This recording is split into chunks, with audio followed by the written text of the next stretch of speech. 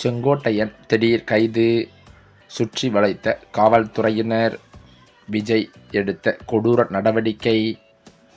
தமிழ்நாட்டின் அரசியலில் புதிய பரபரப்பை ஏற்படுத்தும் வகையில் விஜய் தலைமையிலான தவேகா அரசு எந்த நேரத்திலும் சிக்கலில் சிக்கலாம் என திமுக தலைவர் ஸ்டாலின் கட்சி தொண்டர்களிடையே தெரிவித்திருக்கிறார். அது மட்டுமில்லாமல் தமிழக அரசியலில் தேர்தல் முடிவுகளுக்கு பிறகும் பரபரப்புக்கு பஞ்சமில்லாமல் தான் இருக்கிறது. சட்டப்பேரவையில் ஆளும் அரசின் மீதான நம்பிக்கை கோரும் தீர்மானத்தில் அதிமுக எம்எல்ஏக்களில் 25 பேர் எடப்பாடி பழனிசாமியின் முடிவை எதிர்த்து தமிழக வெற்றிக் கழகத்திற்கு ஆதரவாக வாக்களித்திருந்தனர். அதே நேரம் இபிஎஸ் தலைமையில் வெறும் 22 எம்எல்ஏக்கள் மட்டுமே கட்சி தலைமைக்கு ஆதரவாக எதிராக வாக்களித்திருந்தனர். இந்த பெரும் பிளவினால் அதிமுகவின் உட்கட்சி பூசல் உச்சகட்டத்தை எட்டியுள்ள நிலையில் நாளை நடக்கும் மாவட்ட செயலாளர்கள் கூட்டத்தில் அதிருப்தி எம்எல்ஏக்கள் மீதான அடுத்த கட்ட நடவடிக்கைகள் குறித்து எடப்பாடி பழனிசாமி அதிரடி முடிவுகளை எடுப்பார் என எதிர்பார்க்கப்பட்டு வருகிறது.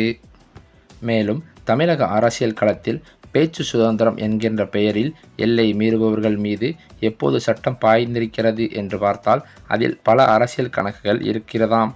சமீபத்தில் அரசியல் விமர்சகரும் முன்னாள் விஞ்ஞான ஆலோசகருமான பொன்ராஜ் மீது கடலூர் புதுநகர் காவல் நிலையத்தில் பதியப்பட்டுள்ள வழக்கு முன்பு ஆட்சியில் இருந்த திமுகவிற்கு ஒரு மிகப்பெரிய அரசியல் பாடத்தை உணர்த்தியிருந்தது.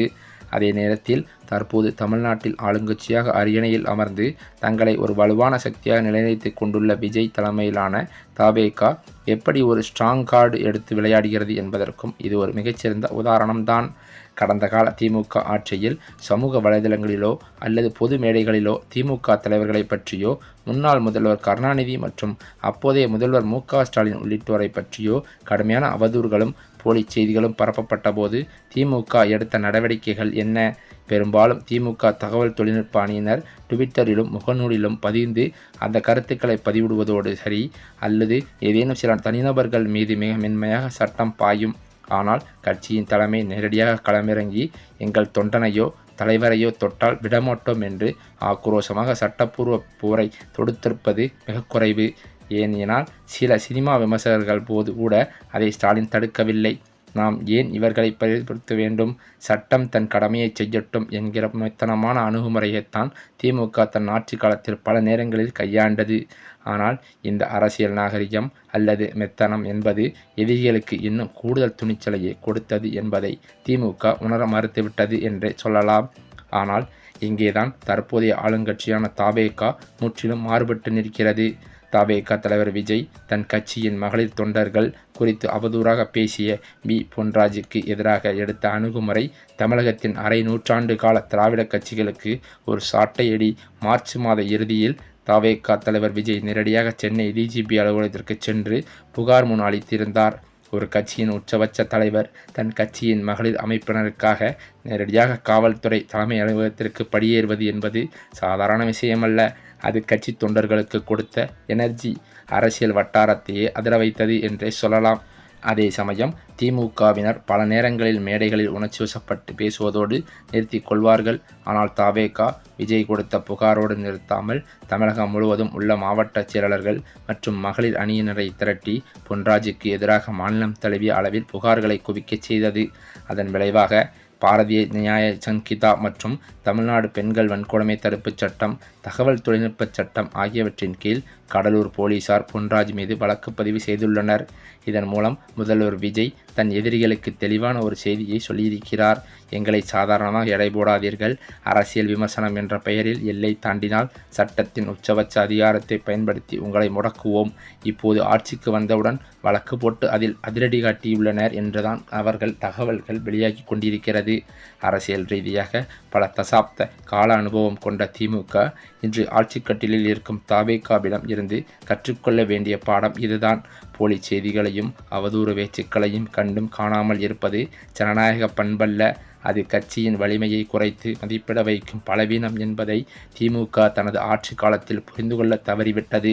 திமுகவின் இந்த ரியாக்ட் செய்யாத பழைய பாணியோ சமூக வலைதளங்களில் அவதூறு பரப்புபவர்களுக்கு ஒரு பாதுகாப்பான தளத்தை உருவாக்கி கொடுத்து விட்டது.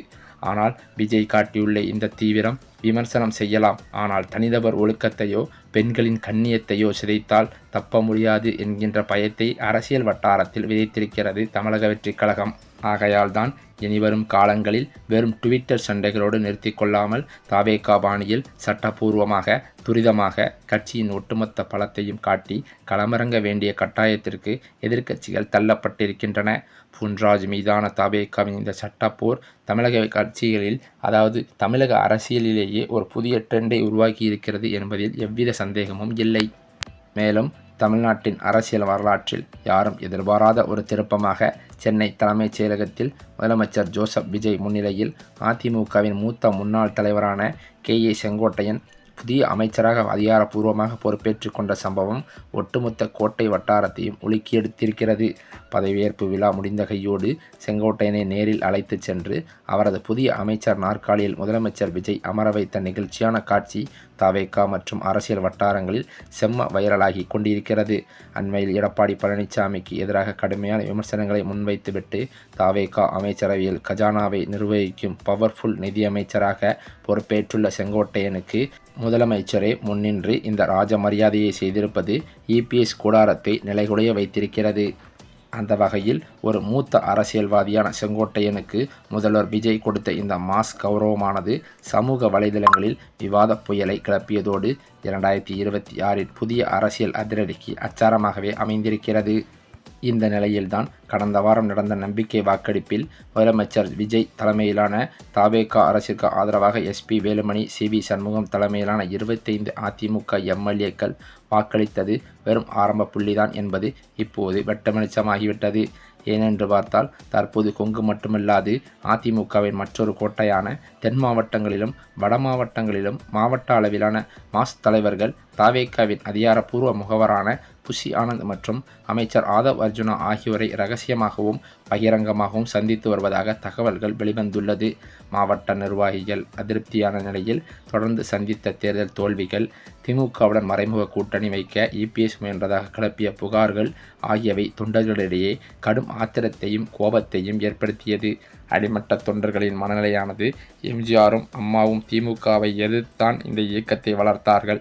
ஆனால் சுயநல அரசியலுக்காக கட்சியின் சித்தாந்தத்தையே அடகு வைக்க துணிந்த EPSஐ விட தமிழகத்தில் ஒரு மாற்று சக்தியாக விஸ்வரூபம் எடுத்துள்ள தாவேகாவே தங்களின் அடுத்த அரசியல் எதிர்காலம் என்று அதிமுகவின் பகுதி வட்ட செயலாளர்கள் முதல் மேற்கு மாவட்ட, வடக்கு மாவட்ட, கிழக்கு மாவட்ட, தெற்கு மாவட்ட செயலாளர்கள் அனைவருமே பகிரங்கமாக பேசத் தொடங்கியுள்ளனர். மேலும் அது மட்டுமில்லாமல் அதிமுகவில் தற்போது RP உதயகுமார், OS மணியன், அக்ரி கிருஷ்ணகூர்த்தி போன்ற விரல் விட்டு எண்ணக்கூடிய தலைவர்கள் மட்டுமே EPS பக்கம் எஞ்சியுள்ளதாக சொல்லப்படுகிறது. சட்டமன்றத்தில் எதிர்க்கட்சி அந்தஸ்தை திமுகவிடம் பறிகொடுத்த அதிமுக இப்போது தாவேகாவின் அதிரடி ஆட்டத்தால் அடிமட்ட கட்டமைப்பையே இழந்து வருகிறது. 25 MLAக்களின் ஆதரவோடு ஆட்சியை தக்கவைத்த முதலமைச்சர் விஜய் தற்போது மாவட்ட வாரியாக அதிமுகவை செதில் செதிலாக உடைத்து திராவிட இயக்கத்தின் சரித்திர பக்கங்களை மாற்றி எழுதி வருகிறாராம். இந்த அரசியல் சுனாமியை EPS எவ்வாறு எதிர்கொள்ளப் போகிறார் என்று பொறுத்திருந்துதான் பார்க்க வேண்டும்.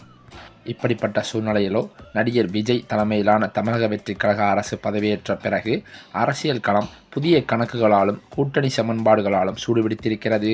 தற்போது இந்த விவாதத்தை மேலும் தீவிரப்படுத்தியிருப்பது முன்னாள் முதல்வர் MK ஸ்டாலின் கட்சி தொண்டர்களிடம் பகிரங்கமாக கூறப்படும் முக்கிய அரசியல் எச்சரிக்கைதான்.